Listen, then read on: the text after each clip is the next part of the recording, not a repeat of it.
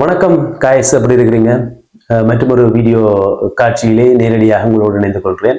பார்த்தீங்கன்னு சொன்னா இந்த சேனலுக்கு உங்களுடைய பேராதரவு எதிர்பார்த்திருக்கிறேன். இந்த எஃப்னா நியூட்டன் இந்த சேனலுக்கு உங்களுடைய பேராதரவு எங்களுக்கு வழங்குங்கள். அது மட்டும் பார்த்தீங்கன்னு சொன்னா அண்மைக்கு நாங்கள் இந்தியாவுக்கு பயணமாயிருந்தோம். நாகப்பட்டினத்திலிருந்து போயிருந்தோம். அதாவது இந்த கேகேஎஸ் இருந்து கேகேஎஸ்க்கு போயிட்டு கேகேஎஸ்ல இருந்து நாகப்பட்டினத்துக்கு கப்பலில் போனாங்க. கப்பல் 28,000 ரூபா, போயிட்டு வாரதுக்கு 28,000 ரூபா. அப்போ நாங்கள் கப்பலில் இங்கேருந்து போனாங்க. போய் கொண்டு கேட்கல திடீரென்று இடைநடுவில் விலையில சிக்கப்பட்டுடுது இன்ஜின். அதாவது இந்த கப்பல் போன கப்பல் அந்த விலைக்குள்ள மாட்டுப்பட்டு அந்த விலை மாட்டுப்பட்டு கொஞ்ச நேரம் இன்ஜின் வேலை செய்யாமல் அப்படி இடைநடுவில் நின்றுது. பிறகு அதுக்கு பிறகு பொறியியலாளர்கள், கப்பலில் இருந்த பொறியியலாளர்கள் அந்த இன்ஜின்ல மாட்டப்பட்டிருந்த வேலையை சரி செய்து அதை இல்லாமல் எடுத்த பிறகு நாங்கள் நாகப்பட்டினத்தை நோக்கி பயணமானாங்க. நாகப்பட்டினத்துக்கு போயிட்டு அங்கிருந்து நாங்கள் நேரடியாக சென்னைக்கு போகல. நாகப்பட்டினத்தில் இருந்து நாங்கள் நேரடியாக கோயிலுக்கு, கிறிஸ்தவ கோயில் ஒன்றுக்கு சென்றிருந்தோம். அந்த கிறிஸ்தவ கோயில் ஒரு பிரபலமான கோயில். அதாவது வேளாங்கண்ணி மாதான்னு சொன்னா எல்லாருக்குமே தெரியும். அந்த வேளாங்கண்ணி மாதா ஆலயத்திற்கு நாங்கள் சென்றோம். அங்கே போயிட்டு தரிசித்தம், கோயிலை தரிசித்து எல்லாம் கும்பிட்டுட்டு பிறகு அந்த இடத்தை எல்லாம் சுற்றி பார்த்துட்டு பிறகு அதுக்கு பிறகுதான் நாங்கள் அங்கிருந்து சென்னைக்கு போனாங்க. சென்னைக்கு போனது ஒரு வித்தியாசமான அனுபவம். என்ன மாதிரின்னு சொன்னா, இரவு படுத்திருந்து கொண்டே போகக்கூடிய ஒரு வசதியோட அந்த பஸ்ஸுகள் பயணங்கள் எல்லாம் அமைஞ்சது. இரவு வடிவாக ஒரு 700 ரூபா இருந்தால் போதும். நாகப்பட்டினத்திலிருந்து சென்னை பயணிக்கிறதுக்கு படுத்திருந்து கொண்டு பயணிக்கலாம் அந்த பஸ்ஸில். அதாவது ஏசி பஸ்ஸாக இருக்கலாம் இருக்குது, அதே போல் நான் ஏசி பஸ்ஸும் இருக்குது.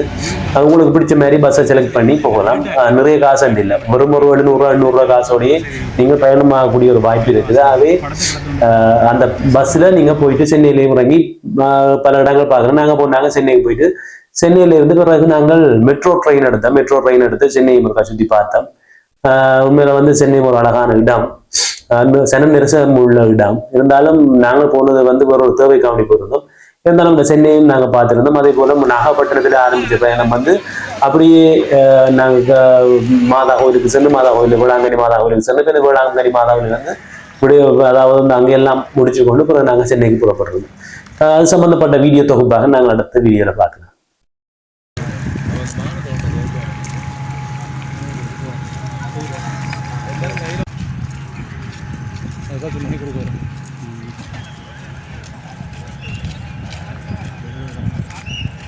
இந்தியாவில் வேளாங்கண்ணி ஆலயத்துக்கு வந்திருக்கோம். வேளாங்கண்ணி ஆலயத்தினுடைய பகுதிக்கெல்லாம் சென்று ஆலயத்தினுடைய நாங்கள் பார்த்துருக்கிறோம். சிற்றாலயங்கள், ஆலயத்தில் மெயின் ஆலயம் இருக்குது, அதை தொடர்ந்து சிற்றாலயங்கள் இருக்குது. அந்த சிற்றாலயங்களுடைய வீடியோ காட்சியை நான் உங்களுக்கு தருவோம்.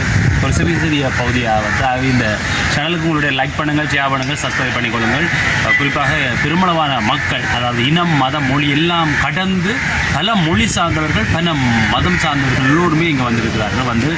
ஆலயத்தில் தரிசிக்கிறார். அதாவது அதிசய ஆலயம் அப்படின்னு சொல்கிறது போய் வேண்டுதல்களுக்கெல்லாம் வேண்டுதல்களை நிறைவு பெறுகின்ற ஒரு ஆலயம். அதாவது யாராவது ஒரு வேண்டுதல் செய்தால் அவங்களுக்கு அந்த காரியங்கள் நிறைவாக வருகிறது. அப்படிப்பட்ட ஒரு ஆலயம்தான் வேளாங்கண்ணி மாதா ஆலயம். அந்த வேளாங்கண்ணி மாதா ஆலயத்திலே இங்கே வந்திருக்கின்றோம். இப்போது நாங்கள் அந்த பகுதியை பார்க்கலாம். ஒரு ஆலயத்தினுடைய சின்ன சின்ன வீடியோ தொகுப்பை உங்களுக்கு தருவோம், அதை நீங்கள் பார்த்துக்கொள்ளலாம்.